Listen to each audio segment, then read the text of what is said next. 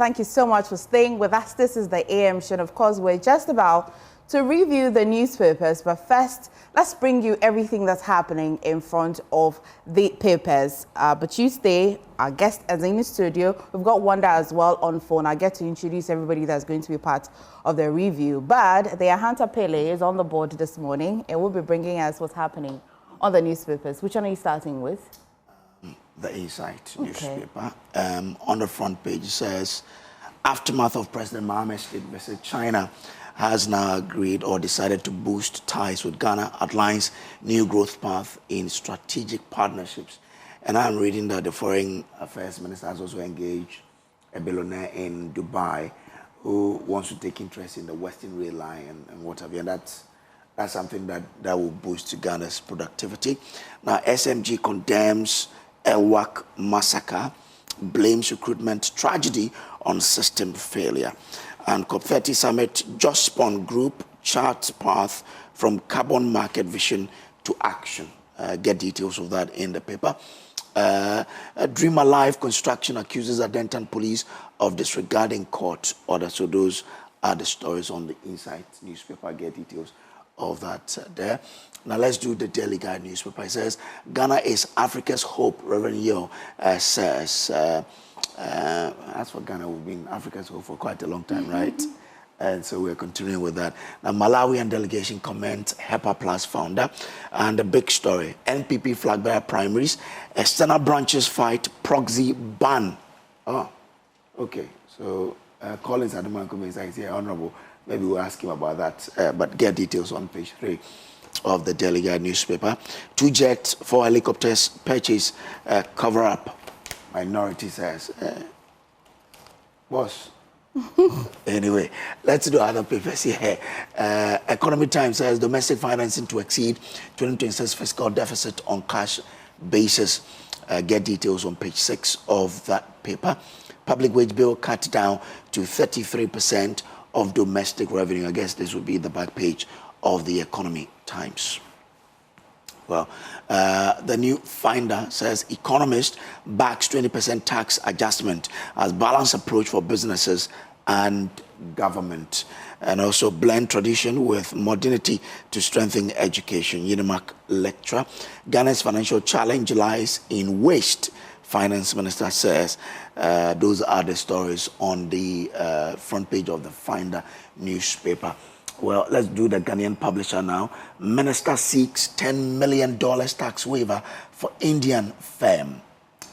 I guess there will be a lot more discussion in Parliament when this one comes. You remember what happened in 2024, when it comes to tax waivers? Yes, I think that the minority leader hinted that slightly in Parliament, that it would be strange that the majority is introducing any form of tax waivers because they kicked against tax waiver in 2024. I don't know if the situations are the same. Well, and I don't know whether or not the minority will also be kicking against it, because this is something they believed in 2024. But it's interesting. Because if you kick against it, then really, why were you presenting it in 2024, right? But again, you ask the majority now. Yeah. You kicked against it in 2024. Yeah. Why do you believe it in it now? But well, we'll see what happens in Parliament. But it's $10 million tax waiver for an Indian firm. Right. Should it be a lot of explanation. Should it be foreign firms or it should be indigenous Ghanaian firms? Well, we'll leave that to Parliament to, debate.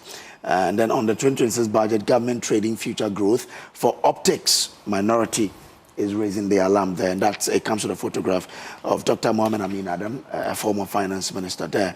Now, Achim Mosuo chief urges tougher action on corruption and Galamsey. And something Dean wins AFPC second term. Okay, let's do other papers now. Telegraphic on the front page, use budget as transformative tool. Speaker charges Parliament. I'm sure this will have come up at the training of members of Parliament over the weekend. Licensed timber export feet lauded. And Ghana Regional Beacon of Hope, Assemblies of God Global Chairman. Okay, Africa's music stars storm Accra for GTCO music concerts. All right. Get details of the stories in the Daily Graphic. Now, the News Center. Ghana must close digital usage gap to boost AI growth. It comes with a picture of Sylvia Usu-Ankoma, CEO of Ghana Chamber of Telecommunications.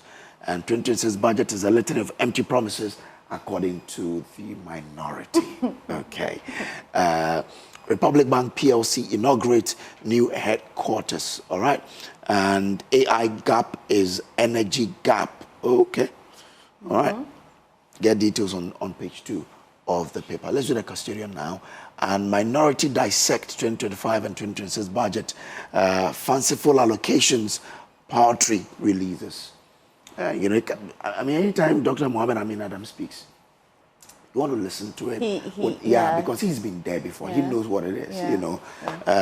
If it is not laced with politics, then probably you can say, well, because he knows the books, you might want to trust him a bit. But let's see how to. As you may know, the budget is definitely a political statement of a political party, really, sort of, or a government, or a citizen party in power. So you want to look at it with a bit of political lens. So if he's political, we'll hear, we'll listen, we'll not. Anyway, but if it inspires hope too, you can say that. Maybe Honorable is there. I'll ask him whether this budget inspires hope in him when we sit down. COP30, Just One Group sets private sector carbon market plan, and ideas will transform Ghana, not personal wealth, according to Dr. Mahmoud Baumia, who's running. If you were to say this in Chi, what would you say? Ideas quite then. Maybe an ideas in your drain. Oh, okay, for lack of a better, I say a drain. Magana yesika and I is that how you call it? Oh, Honorable Bomi and so on. You're on your own, could you? Well, you're on your own. What do you think he wants to say that he's not saying? No, what he wants to say is that you don't develop Ghana or transform Ghana with your personal wealth. But that's the truism. Nobody transforms the country with your own money. It's with the state's money. Okay. And the state's money, you can only do it when you have the right ideas. That's what he wants to say. Yeah? You get a drift. Jessica. Mati? You have to be very careful what you have to give me this morning. So Dr. Baumia says ideas will transform Ghana, not personal wealth. We hear him. Exactly. Yes. You don't have money. I don't. But if they give you gender ministry, you can do a better job. I have great ideas. Exactly. So ideas will transform Ghana. Absolutely. That's according to Dr. Baumia. Is that your last paper? But they're about 75 days away from deciding who will lead the party, right? Let's celebrate Christmas first. Before we start counting. Okay. All right. Let's do Major Online now. The CIMG News Portal of the year 2024. It says 4 prices set to rise today as OMCs begin new adjustment cycle. Hey, 4 prices going up. Interesting. But why will it be going up? It was just some weeks ago they said that at the pumps they were going to reduce it. So it's quite actually a different twist now. Anyway, JET is back, but show us the proof. PSB demands independent certification of Falcon aircraft. This, I think, is a presidential jet. Mahama swears in justice Bafo Boni as new Chief Justice today. Hey, doesn't matter. No go die. NIA hits back at viral TikTok extortion claims, launches full investigation, and surge in public officers presenting on-end academic titles, certificate for promotions and appointment. Well, if you don't have a certificate, why claim that you have it? Well, that does it for the papers, Akosia. All right, thank you so much, Kojo. Take your seat. Let's go into the details. This morning, we're joined by Collins Adomako-Mensah. He is former Deputy Minister for Energy, and of course, everybody's favorite, Victoria Bright. She is a lawyer and entrepreneur as well. Wanda Madilo joins us via phone. He is a member of the NDC Communications team. Gentlemen and lady, thank you so much for joining us on the news review segment on the show. Vicky, how's your weekend? It's been quite an eventful one for you. You were a news file. It was. Yeah. It was good. It was, yeah? I thought it was quiet, you know. So, yeah. Honorable, how are you? Good morning. How's your weekend? It's been a learning experience. Parliament is going through the post-budget conference, which normally takes place immediately after the budget is read, where we bring in experts to help us digest the budgets. So we finished today. It's happening at Alisa? Yes. Okay. Yes. Okay, so you were there the first day as well? Throughout. You're going to be there throughout? Yes. Oh, that's nice. I can get to ask all the questions I want to. I was there. No limited. Wanda, how's your weekend? I hope you're well. Thank you for joining us by phone. Okay, when Wanda is ready, we'll take his salutation. So Wanda, if you can hear me, how's your weekend? How have you been? Oh, great so far. Even though very tiring, but it's good. It's good. Okay. I'm daring myself to ask you what is making it tiring, but just maybe. Oh, no, work. Basically work. Just work? Work, yeah. Okay. I don't know why Kojo is laughing, but it was quite a harmless question. Anyway, back in studio, I'll start with you, Honorable, especially because you've started the post-budget or the conversations around it. The budget generally, how did it come to you when you heard it? Well, good morning. Yourself, this is my first time meeting Madam, but I listen to her quite often. She's a regular, and I used to be a regular, but I've been absent for some time. I hope you're back to register very well. I mean, when I got here this morning, I had some nostalgic feeling because I used to pair with the late Mutala. Oh. Yes, I was a regular with Mutala on the Joy News, and it's when I entered, they just took my mind back to when we used to have debates here. It's unfortunate to me, so I continue to rest in peace. So the finance minister was in parliament to present the budget on behalf of the president. This is the duty specified in the constitution, and so he came to fulfill a constitutional mandate. Basically came to tell us how much he anticipates to get as revenue, taxes, grants, loans, and how he intends to spend that kind of money. Now, what he did on the floor normally is the policy underpinnings of the budget. And fortunately, or hopefully from tomorrow, we'll be debating that policy underpinnings. Right after that, we'll break into our committees to consider the sector-specific issues. And that is where we get the opportunity to put questions to the sector ministers for them to justify the figures that have been allocated to them. It's also an opportunity for the ministers to give us a report of how they spent the money which was allocated to them this year, and also to justify why we should continue to give them some money for the next year. And I'm sure at that time, during that period, we'll have a lot more interactions with the ministers. Yes, there were some highs and lows for me with the budget. Of course, if you look at the macroeconomic indicators, I mean, you'll be disingenuous not to say that Ato, and I call him Ato because I have a very good relationship with him. If inflation is 8, it's 8. There's nothing you can do about it. Yeah. That's the truth. It is 8%.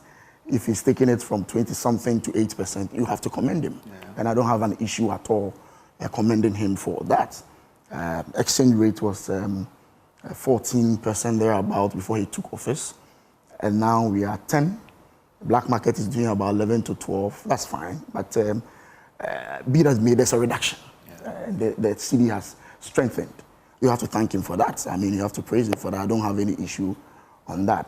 On the basis of that exchange rate stability, we've seen our debt stock drop because the components of the debt stock that is in foreign currency, by virtue of the strength of the cedi, obviously has slashed down our debt level. You have to commend him for that. Of course, DDEP, how very painful experience, but that alone has also taken off some aspect of our debts.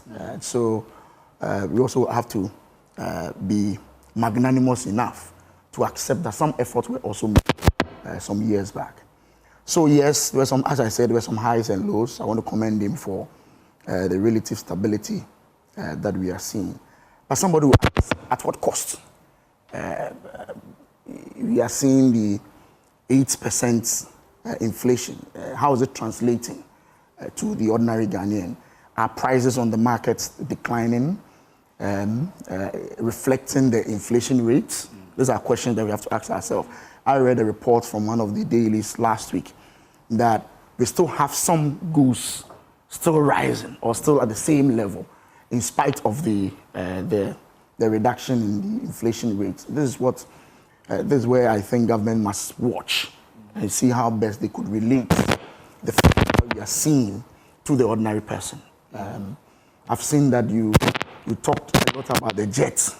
We are hearing that the government wants some billions to purchase 2 jets and some helicopters. 4 helicopters. 4 helicopters and some 2 jets. Yeah. Well, it comes back to our priorities. Yeah. Whether it is the right time to do so, I think we'll debate it on the floor, especially when a few years back, the now majority kicked against the idea of even getting a new jet for the president. So I think this debate will come up when we meet in Parliament. But by and large, as I said, there were some highs and lows. For stability, yes, we have to commend them for that. And when we go to the sector specifics, I think we could make some argument. But you mentioned that when you go to the market, the inflation rate, you're not getting reduction in price of goods. But the inflation rate is just the measure of the increment in prices. This means that the increment is slow. I know. So I'm hoping that the increment, inflation, as you said, is a reduction of the increment. Yeah, the measure of how prices are rising. Yeah. This one means that the rise is very slow. My point is that I'm not seeing that. Okay. I see some of the goods that have gone up above the inflation rate. Okay. Yes, that's where my worry is. I'm hoping that will translate into the market prices that the ordinary person goes to the market to buy. Okay. And I'm looking at if you go to Appendix 1C of the budget, 2024 agriculture grew at 2.8%. He anticipates to close the year at 3.8%. That's okay. Industry grew at 7.1% in 2024. Unfortunately, in 2025, he anticipates to grow at 3.5%. And even in 2026, he hopes to take it to 4.5%. That means that we are going down from where they took from. I've seen construction. We used to grow at 9.6%. They anticipate to close the year at 2.9% and even grow to 5.2%. And these are sectors that help boost, especially employment. And so whenever you see the figures going down, then there's a worry as to how they intend to meet all those lofty employment promises that they made in the budget. But let's see how it goes. I'm sure when we go to the sector specifics, we could make some arguments. Okay, today we'll try and focus on agriculture quite slightly. But Vicky, overall, the 2026 budget, which part of it excites you? Which part of it sounds like just political promises again, or more like a campaign promise to you? I think that, as Colin said, the figures are what they are. They speak for themselves.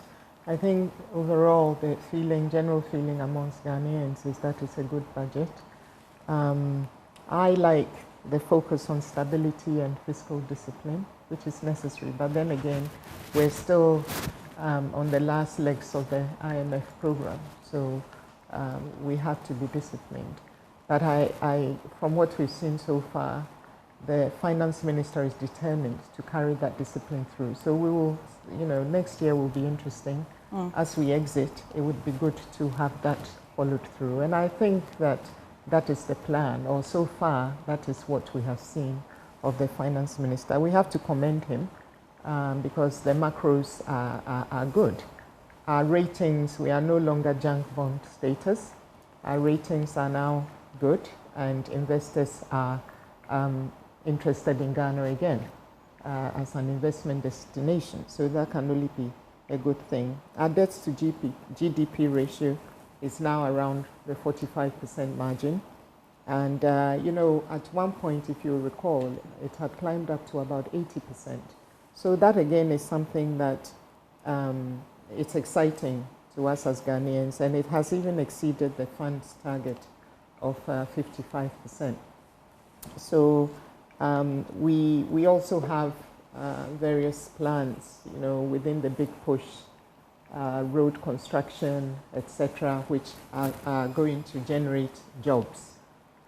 some may argue that these are temporary jobs, but they are jobs nonetheless. And of course, with all these infrastructural developments, the idea is that they will contribute in no small way to permanent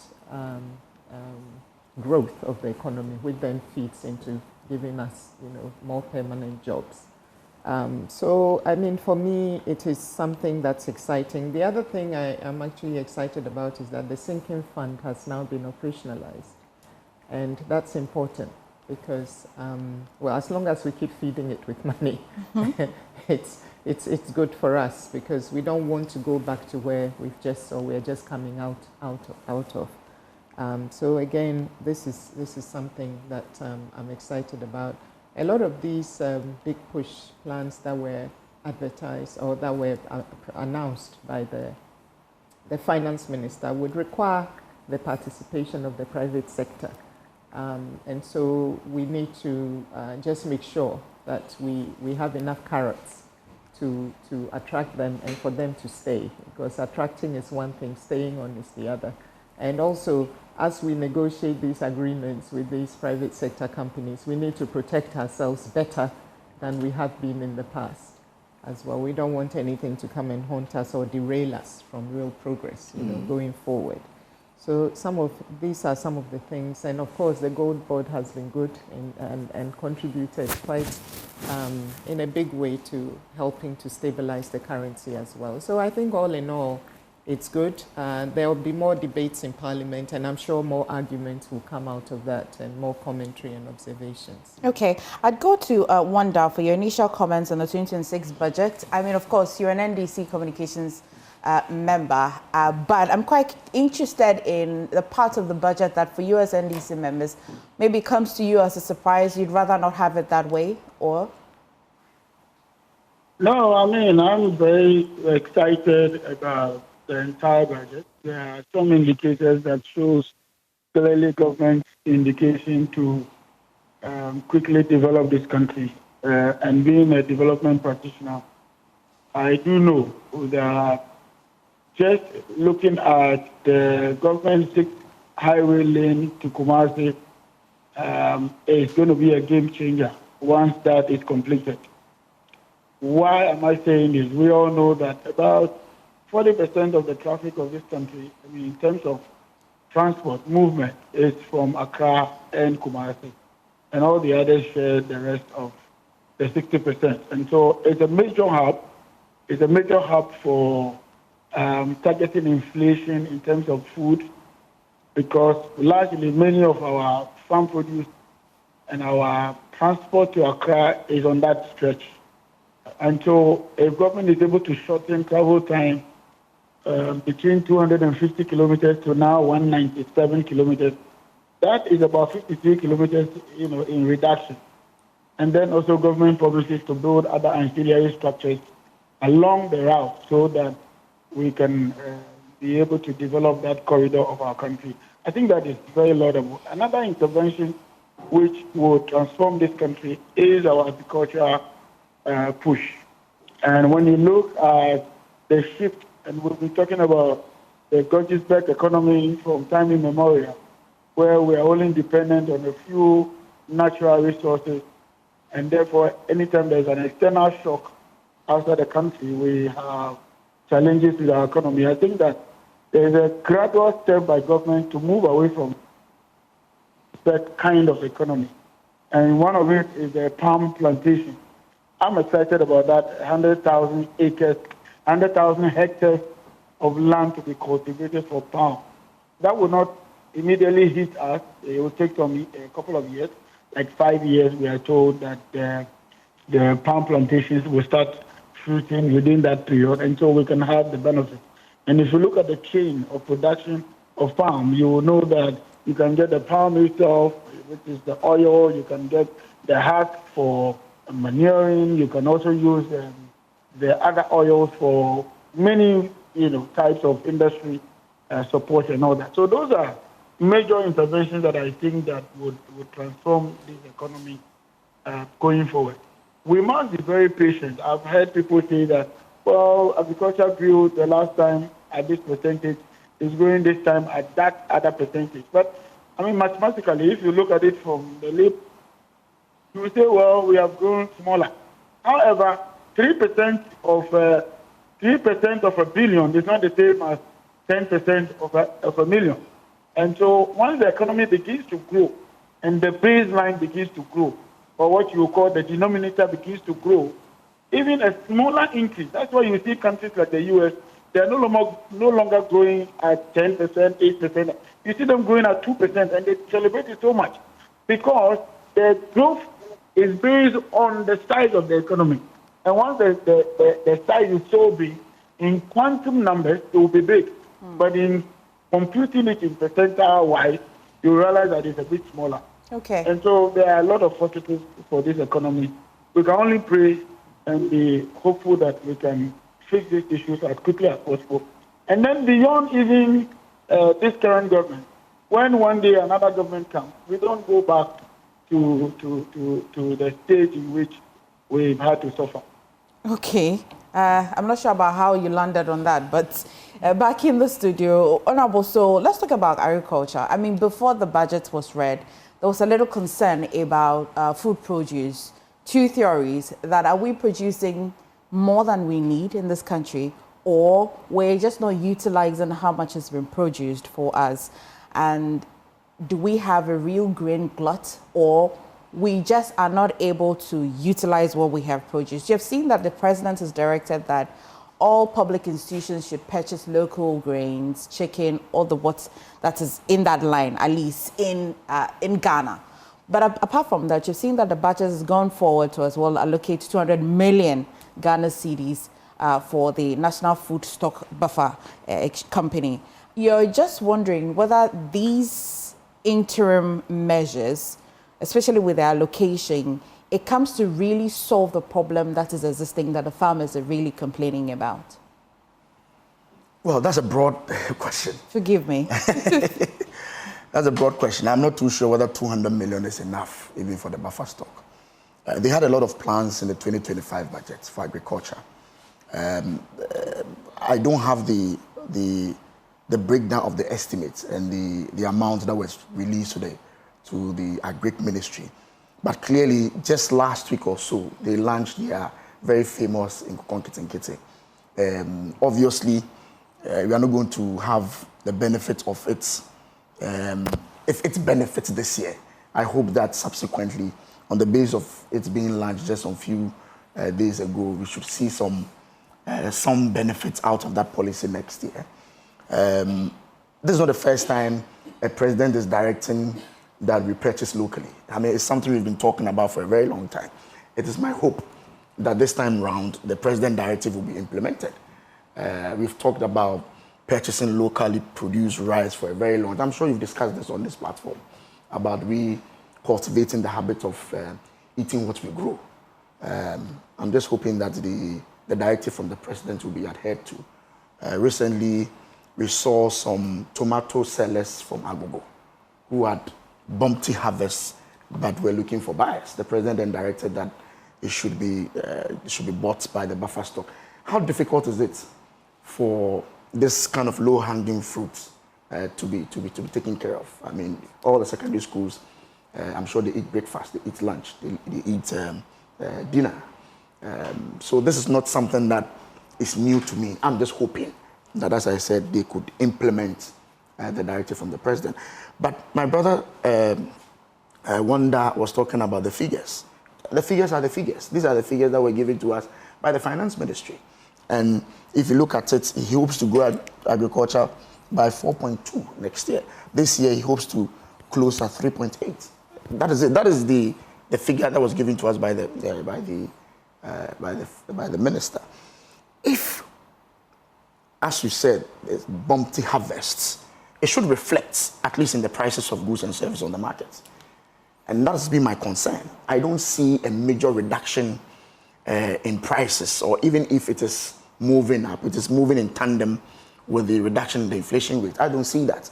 And I'm saying I've read reports where market women are still complaining of low sales, of price hikes and all that. A lot goes into final pricing of goods and services, but I don't see that translation on the market. What will a translation look like for you?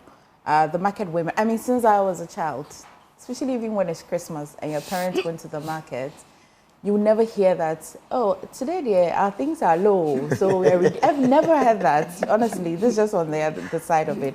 But if you look at it and not taking what the market women say, because of course you'd also hear some people say that, oh, in your money, so it's okay, the price of a bag of rice was like this, but this time around it's like that.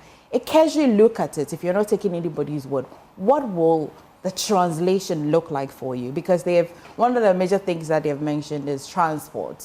One of the major things they've mentioned as well is the use of market queens on how they can determine what grains or what produce should actually even move. The government has said that per the big push agenda, they're investing in roads. Do you think that will help translate what you're looking to see? Well, it will take about 2 or 3 years for the roads, major roads that you're talking about to be completed. Until then, what should we do? It will take some time. Right? Some of the roads will take about 3 years, 4 years to complete. Of course, I'm happy about the Kumasi road because I apply that road all the time. But I've seen some construction already on the Kumasi. I've seen some bypasses already being constructed. But this one is, they want to do another 3-lane or 6-lane. Yeah. Some have argued, why don't you complete the already existing construction that is ongoing before you jump onto a new one? But of course, that's the government's priority. There's nothing we can do about it. I've listened to some market women who talk about transportation, the cost of transportation. Today, you are hearing of an increment in fuel prices. You just talked about it when you were doing your presentation. Yes, yeah. The price of fuel prices set to rise today. As OMC. It's an interesting because just a month ago, OMC's was just the beginning of October. They had announced it right here, this same table, probably not the same shirts, but this same. But they do a 2-week window. Every 2 weeks they announce new prices. I'm wondering what has necessitated this increase, because the exchange rate has been a little bit stable over this past 2 weeks. The price on the world market has also been a little bit stable. Just this morning, listening to Joy News, the world market has even come down a little bit. So I'm wondering what has gone into this increment. Maybe it would be interesting for us to read the reasons behind it. But these are some of the things the market women talk about. Talk about the prices of the transportation costs in bringing the goods all the way from the hinterlands to Accra. I didn't hear much about rail transportation. During the budget? Yeah, during the budget. I didn't hear much. I think it's an area that governments should look at, because the cost of transporting on rail is far, far cheaper than doing so by road. I think they should look at that going forward. And then this categorism within the market space, as we talk about, the market women deciding how prices, the cost of tomatoes. I was reading something about tomatoes. You go to certain areas, there's a reduction. You come to Accra, the price have gone up. Transport cost. You wonder how that plays out. It'll be the transport as produced, right? Yeah. Well, because of where it's produced. Let's say if you go to Accommodam, that's a farm gate, so you get it cheaper, because that's the area within which it is produced. And you have taken up the cost of transporting yourself to bring it there. to Accra. Yeah, but I'm just looking at even the difference. You know, I'm looking at the difference. You go somewhere, it's 80 cedis per bag or 120 cedis per bag.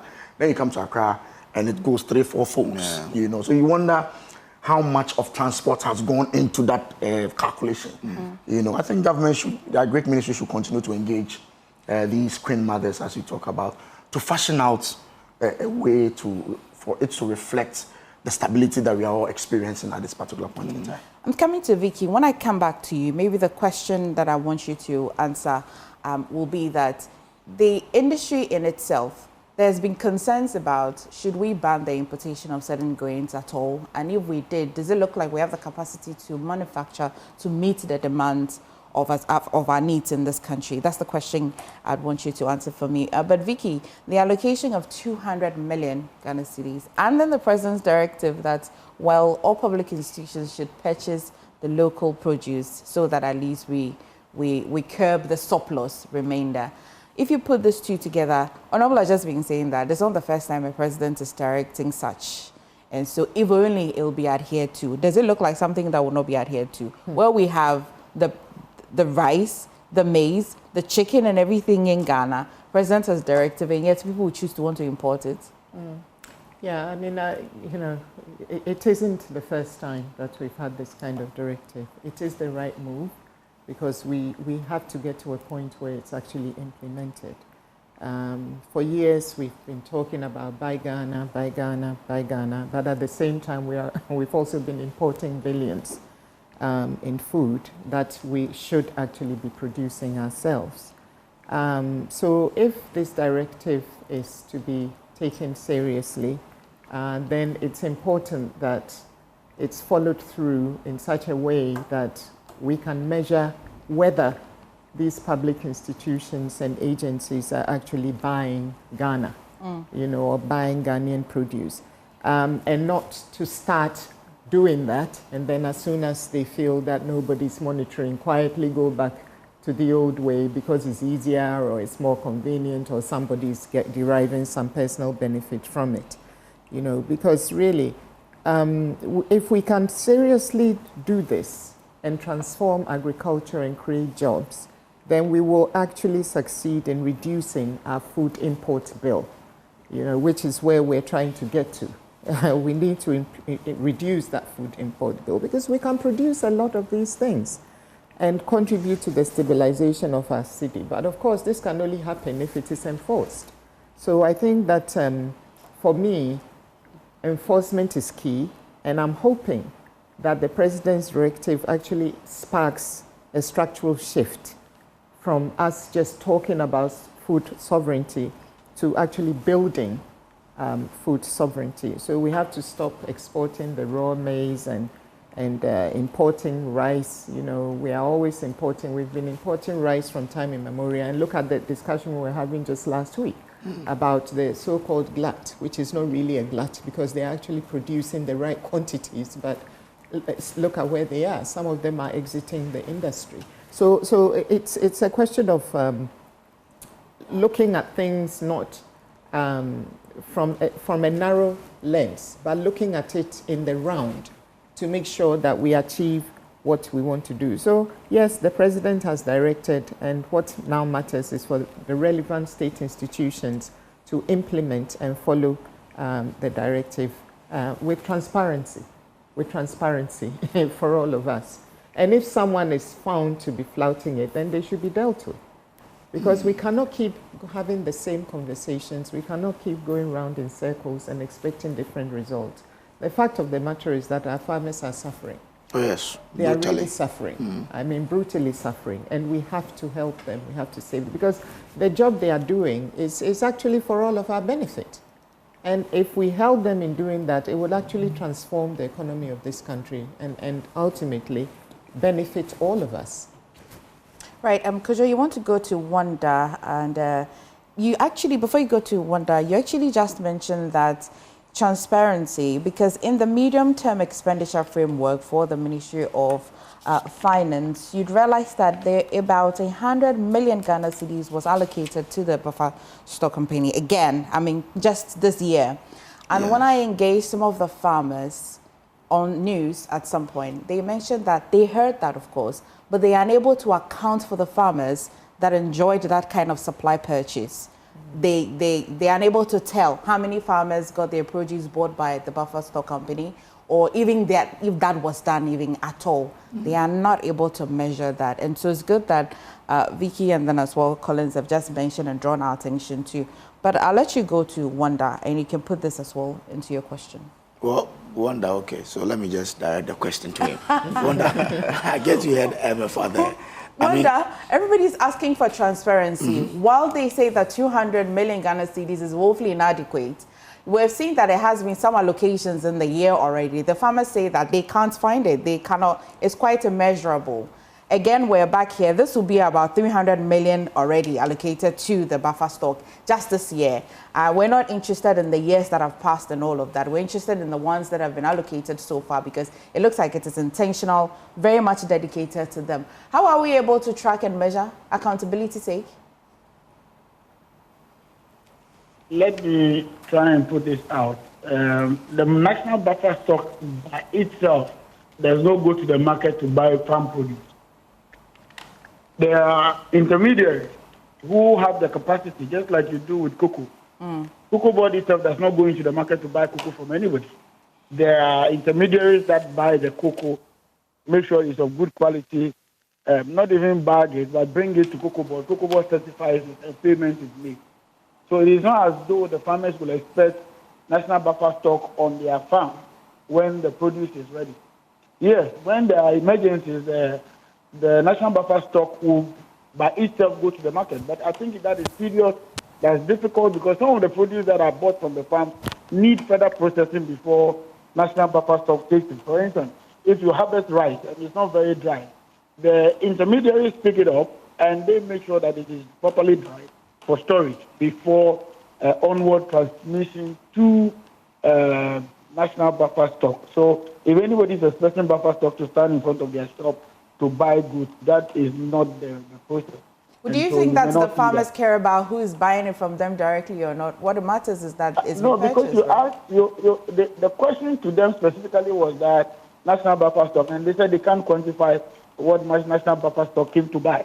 And I'm saying that it's not only buffer stock directly in the market. There are intermediary farmers and farm service centers that are buying this produce off from the farm and bringing it. And I can tell you a couple of them.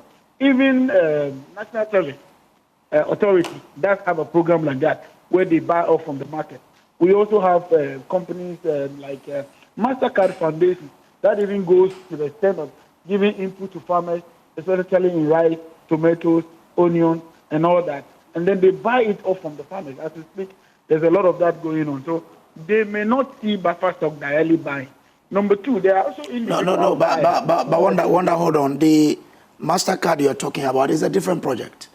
It is not the one we are being told that buffer stock has been capitalized to go out there and buy the product. So, for example, I agree that buffer stock itself will not go in person. They may be working through third parties. But the question is, how will the farmer know that Samuel Brace, who is buying for buffer stock? As for the MasterCard Foundation project, that's a different one. We can get back to it, but it has nothing to do with government, really. Yeah, I do not see how coming to your farm to buy a produce and it's the money you want to check whether it's buffer stock who is buying or not buying. At the end of the day, we want the food glass to come to an end, which is to buy off from the market. Let me situate the question is not better. the only. Okay. Wanda, let me see. Yeah. So I do not think that the farmers intended to say that buffer stock didn't buy from me directly. I have 10 bags of maize or rice didn't buy me. And we've been complaining that there are in purchases, so I have excess produce or surplus by me. Then I hear that there has been certain allocation to buffer stock to be able to purchase. So if I still have this bag sitting by me, and yet they say that money has been allocated to buffer stock, and my produce has not been bought, I can say that I cannot quantify the purchase. It doesn't matter whether somebody is coming or intermediary. But there are 1,001 farms in this country.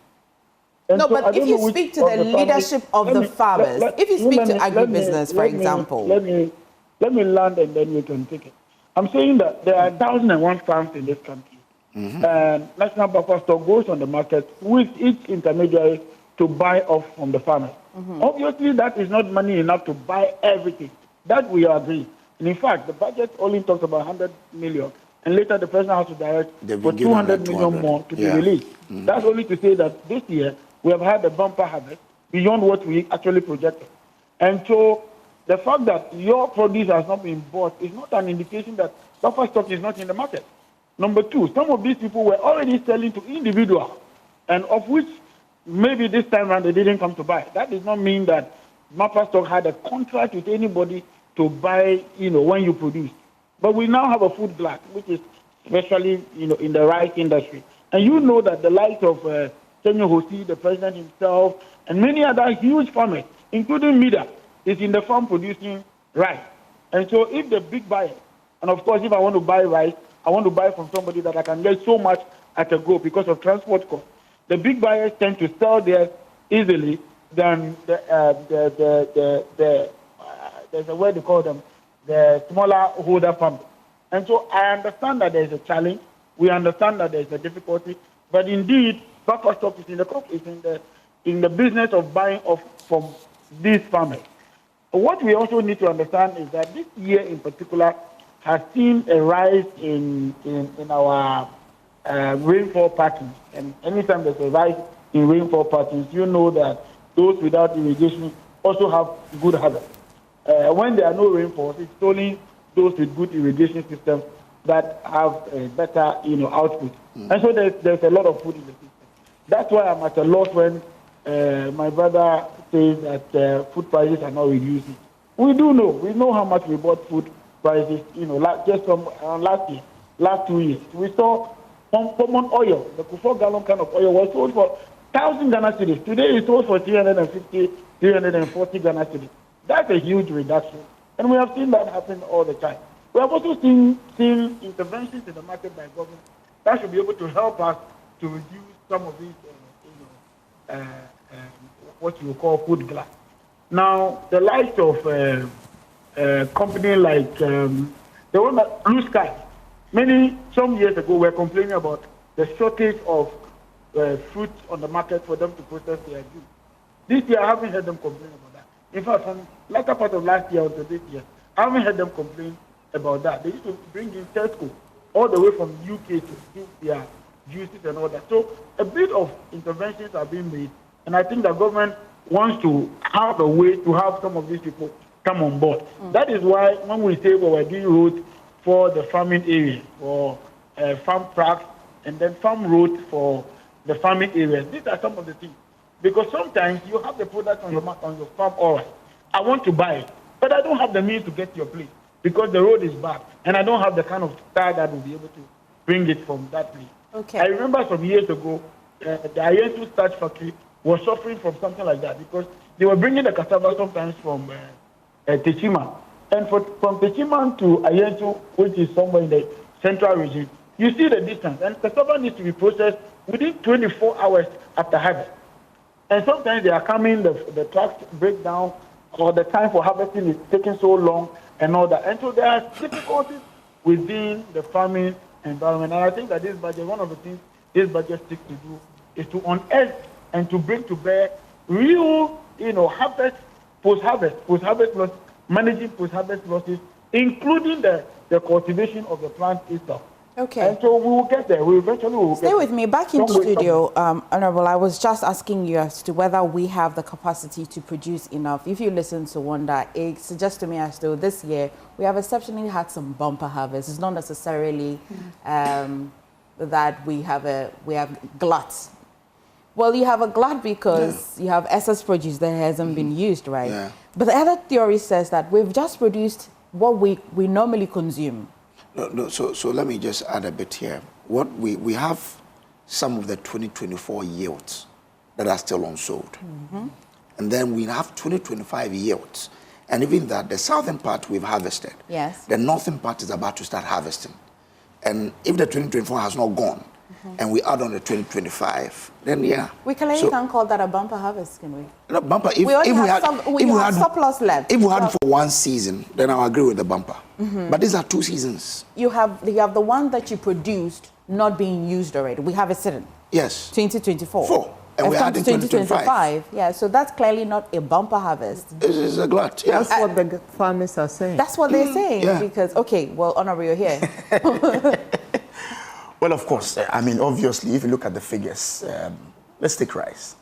I'm not too sure our rice farmers can produce enough to feed everybody in Ghana.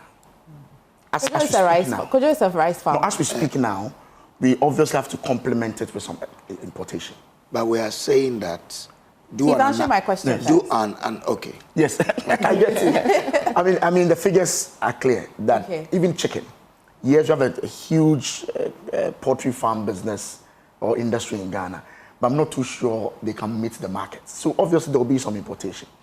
I suggested sometime last year that if you're an importer of rice and you put in a request to import some rice, government should make it a policy that although you are importing some rice, it should be mandatory for you to buy some percentage of the rice locally. Locally. So I'm a rice importer.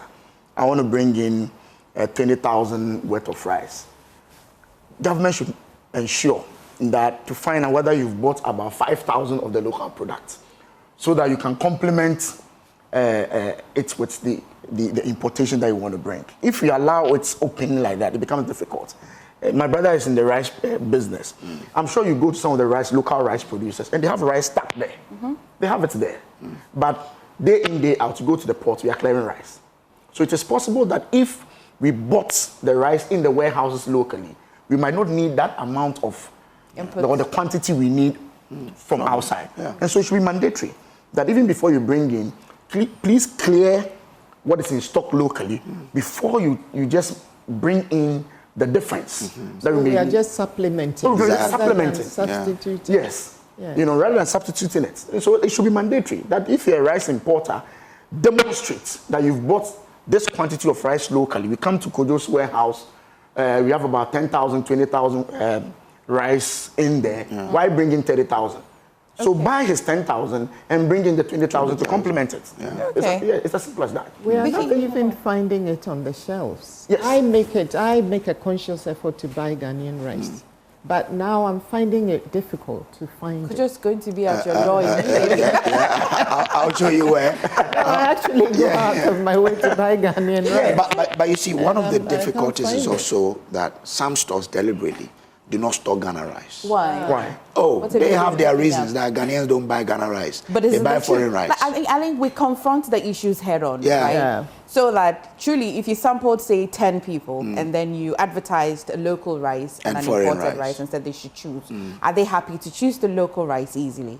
No, some who probably will say, because of my health, would always say local rice. You know, the perception that there's this perception about foreign goods that the quality is better than that whole mindset. That whole mindset of the quality is better than the local ones. But what we have to tell Ghanaians is that local producers have invested so much in the processing. So today, local producers have something we call destoner, because first the issue with the local rice was that it has stones. Today, they've invested so much into destoning and that they remove all stones before it comes out. They have grading, so color sorting. See your rice, long grain, quite white. It's all investment they've done. Is the price is not a disincentive? The price is because the cost of production in Ghana is high. So the government itself has to come on to reduce the cost of production. So the electricity I'm buying to produce, the interest rate on the loan I've acquired to do the production, the cost of fertilizers I use, the VAT I need to pay at the end of it. It all comes into the calculation. So government get a special rate for electricity? We don't.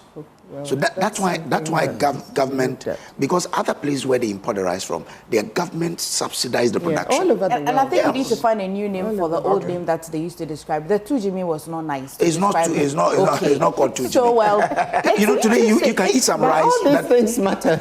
but today you can eat a certain rice that if they don't tell you it's made in Ghana, you doubt it. Absolutely, sometimes but you would agree that how we've sold our local rice. Yes, we need to change it. Yeah. But it's interesting that we're talking about grain gluts, we're talking about food. However, this research will interest. It says that up to 65% of adult Ghanaians are unable to afford a healthy diet daily. Now, the recommended healthy diet consists of half a plate of vegetables and fruits, a quarter of a plate of carbohydrates, and another quarter of protein. Professor Anna Lartey is a professor of nutrition at the University of Ghana, and she made this known at a sensitization workshop in Accra. And this is where we've been learning that together with the Ghana Statistical Service, they have just been pulling out the number and says that 65% of adults cannot afford healthy diet. What comes to mind when you hear this, Honorable? 65%? Absolutely. Really large population. That's staggering, you know? Cannot afford a healthy meal. Yes.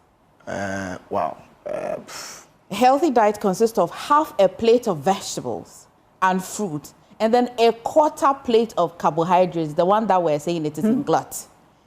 Carbohydrates, a quarter of it. So even in the plate, what is required is just very small of the carbs. That's quite a frightening statistic. 65% of Ghanaians can't afford healthy food. Does this come to confirm what you're saying, that the numbers look good, inflation looks very amazing, but it's not translating to the very end level, where 65%. Well, that's a dilemma the finance minister must find a way of resolving. Because, as I said, I've listened to quite a number of people who have issues with the disconnect between the macro and the micro, you know. So I think it's a conundrum the Minister of Finance, Agric, and all those people must come together to find a way of solving that particular debacle. It's quite strange that we are having all these nice figures, but we are being told that 65% of the people cannot even afford healthy. That goes to the core of your disposable income. What it means that the amount of money in people's pockets is not enough for them to even purchase something healthy to eat. That's quite a staggering. And I'm sure, as you put it, the Statistical Service, these figures are known to the ministers, you know. As the academics put out these kind of figures, I'm sure the ministers should be grappling and thinking about it, how to change this kind of statistics going forward. Okay. Vicky, it's interesting because one will say that maybe as Ghanaians, our palate is just twisted towards not eating quite healthy. But it says that fruit and vegetables were far more expensive than the sugar-laced drinks and fast foods. Yeah, I mean, I think the world over, junk food is always cheaper than healthy food options. And our food environment does not really support healthy choices. The figures are amazing. They are staggering, I should say, because 65% is very alarming. It means that 6 in every 10 adults in Ghana cannot actually afford to eat healthily, properly. And so I didn't even know that government had made some commitments at a UN Food Systems Summit in 2021. I don't know how well this was publicized to transform Ghana's food systems by 2030. I mean, we're in 2026, and I don't see any transformation happening in the next 4 years. And to transform it, to make it, you know, more healthy for all of us. So we have a big problem. Even when you see, well, education should be a large part of it. When you see people eating fufu, for example, the whole Lasanka, you know, the fufu occupies most of the bowl with the proportions, half of the vegetables that you're saying there is not even in existence. If you're lucky, you have some garden egg or okra or something in it, you know. So Vicky, when we don't eat because we want to live. We eat because we just need to survive. I know. So well, this is part of the problem. The bigger the fufu, the more you have plenty kenke to fill your stomach or the banku. If you ate the problem, and you were very indulgent with just plantain, some salad or something, you just have a bowl of salad. You know. And so when a large majority of people can't afford healthy diets, there are serious health implications, you know, public health implications. Because we know from all the things we read that it can lead to non-communicable diseases, preventable deaths, you know, all the chronic ailments that we all talk about and know. And so we have to also look at some of our policy choices, because if healthy food is priced out of the reach of the ordinary Ghanaian, which is actually the problem, then the state and private sector and regulatory frameworks must ask themselves why. Why is that the case? So unless we monitor food affordability, human health, diet quality, we are missing a huge part of societal progress. And we have to also ask ourselves some hard questions. Look at our smallholder farmers who are producing vegetables. Are they being adequately supported by government? You know, what about the tax system? Is it helping them? We go back to farmers again, you know. Who is actually, you know, benefiting from the current structures, the current system? You know, is it favoring more large agribusiness or importers of processed foods? So I think we shouldn't just gloss over what Professor Lartey is saying. I think she's making some very hard-hitting, serious points. And I think that we need to take a good look at it. The Ministry of Health and all the people responsible for our health as Ghanaians should really engage with her and see how we can go on an offensive to improve the health of Ghana. Because ultimately government will benefit. All these monies that are being poured into dialysis centers and all these things. I mean, it will ultimately benefit the state as well. Okay. Could you let's address this last one, especially under health. At least we have some updates from the Ministry of Health. It says that the Ghana Health Information Management System is fully active and operationalized in the Cape Coast Teaching Hospital. It's very active. So they are piloting it. Yes, there. Yes, from there. Honorable, I'll take your view on that. And whilst you're addressing, you can as well address the fact that the minister says about 80% of the new doctors would be posted to district health facilities. I don't speak for the doctors. I haven't engaged them this morning yet. But in the past, each time we had these kind of announcements, you hear the doctors say that it's not that we don't like going to the district facilities or outside of Accra. We're more than happy, but we have families. We have children who want to go to good schools and all of that. And so usually where you are posted, it's not ideal and conducive for them whilst they want to serve the country as well. Both these two under the health. I'd like to take your comment. Well, my constituency is in the rural area. Okay. And so this issue of Do you live doctors, there? teachers. Do you live in your constituency? No, I live in Accra, but I go there almost every 2 weeks. I mean, it's a natural thing for me. I get doctors rejecting postings to the constituency, teachers rejecting postings. But do you blame them? There's a part in my constituency where you have to get down, walk about 5 to 10 miles before you get to the school. Wow. Yes, there's a school in an area called Diaponko where a teacher has to alight on the roadside and then walk all the way to the school just to teach. In my constituency, I don't have the accommodation, the facilities to accommodate all the teachers within the constituency. Some come all the way from Offenso, some come all the way from Kumasi to come and teach. And Vicky, they come in the morning and they get to the constituency around 10, 11 a.m. By 12, they are on break. By 1:32, school has closed and the teacher has to go back to Kumasi. So what are the children learning? Yes, so the point I'm making is that these are fundamental issues. If you post a doctor, a medical doctor who has gone through school for 8 years from the university, comes out as a medical doctor, and you bring him to Efejakwa North, where there's no theater, where there's no bigger hospital, where they see people dying from very simple sickness, it's a challenge. And I think we should look at it broadly. Government must find a way of making the environment conducive. Even here in Accra, sometimes when you go to your office and last time in Parliament, a member of Parliament was complaining about air conditions on the floor, you know, and you sit in your office and sometimes the air condition is off.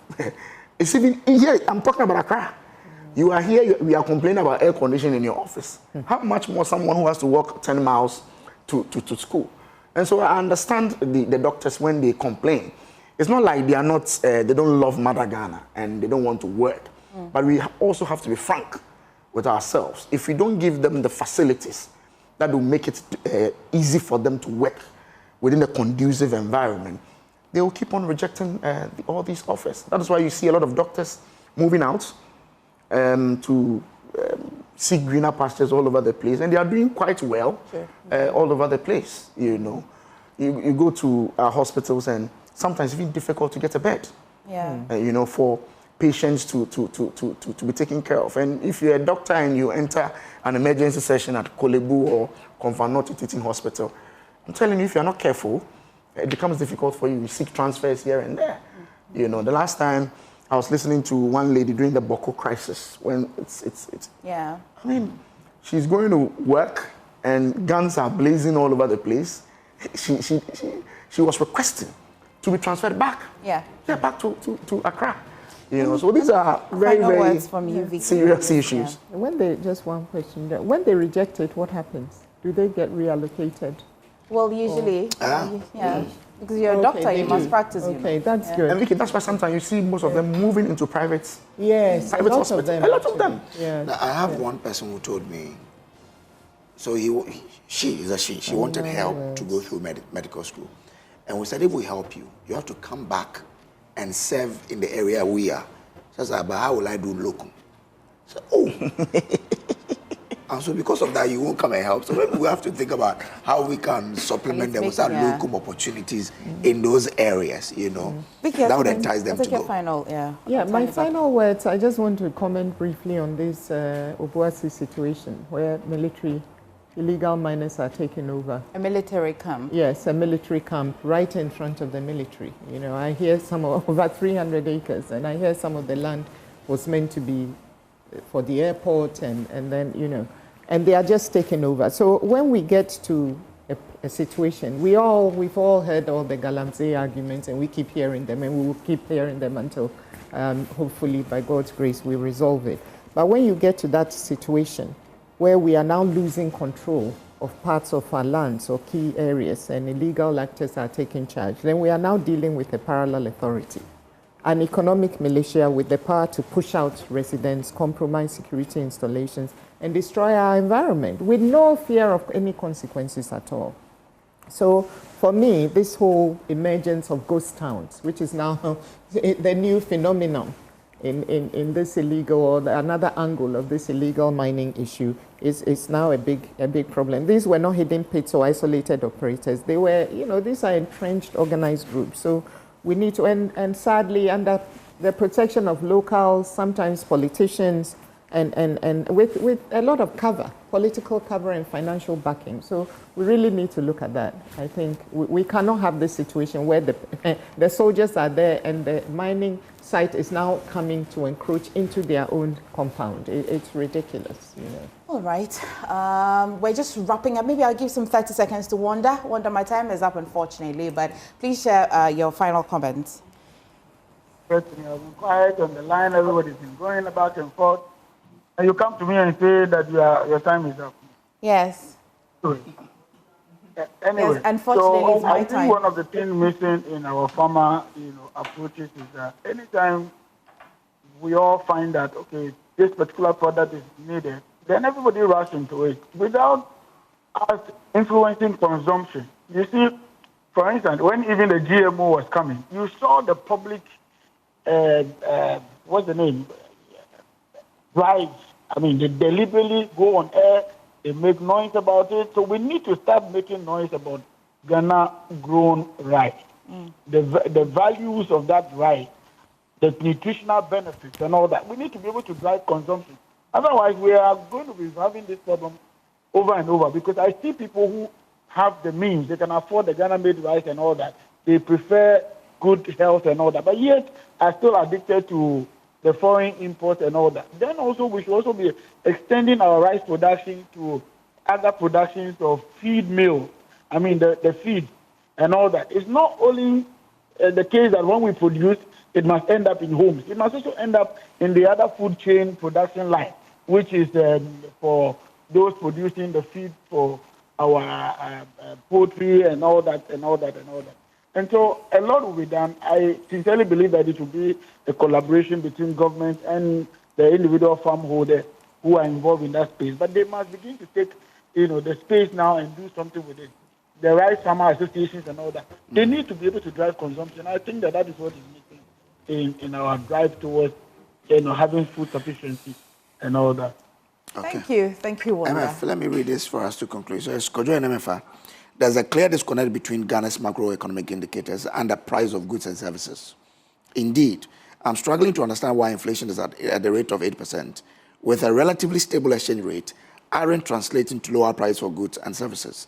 With floor prices expected to rise, it seems like cost will only go up for consumers. Can you get your panelists to shed some light on what's going on? I'm just a poor textile scientist. Professor Eric Bruce Amate Jr., a.k.a. Mancha Bruce, the second in Takrady. Right. Well, Thank you so much for bringing that message.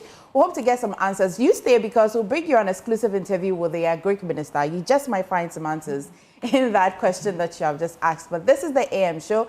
Thank you so much. We were joined earlier by Wanda Madilo, member of the NDC communications team, and as well Honorable Collins Adomako Mensah, former deputy minister in charge of energy, and of course Victoria Brights, who is a lawyer and entrepreneur. Thank you, gentlemen and lady, for joining us on The Review. This is the AM show. Please stay this long.